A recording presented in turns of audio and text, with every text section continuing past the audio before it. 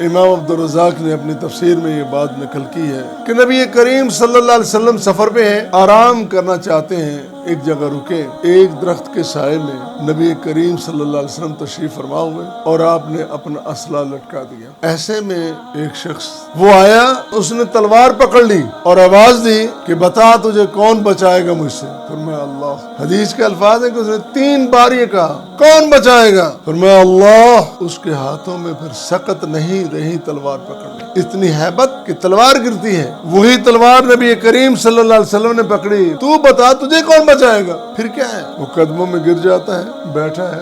نبی کریم صلی اللہ علیہ وسلم اپنے اصحاب کرام کو بلا لیتے ہیں، آؤ بھی میرے ساتھیوں ذرا یہ منظر تو دیکھو۔ اب ان کو سارا واقعہ سناتے ہیں اور ساری بات سنائی، اس طرح یہ اس نے کیا ہے۔ تو اتنی بڑی بات، تنہائی اور خلوت میں تلوار ہاتھ میں، نبی کریم صلی اللہ علیہ وسلم نے اس کو معاف کر دیا، اس سے مواخذہ تو نہیں کیا، لیکن قرآن کہہ رہا ہے کہ یا ایھا الذین آمنوا اذکروا نعمت اللہ علیکم، تم کیا تمہارے پیغمبر کو بھی گزند پہنچانا چاہتے تھے، اپنے ہاتھ انہوں نے پھیلا دیے، شکنجہ بنا لیا، کس نے بچایا ہے؟ ان کے ہاتھوں میں سخت چھین لی کس نے؟ قوت چھینی کس نے؟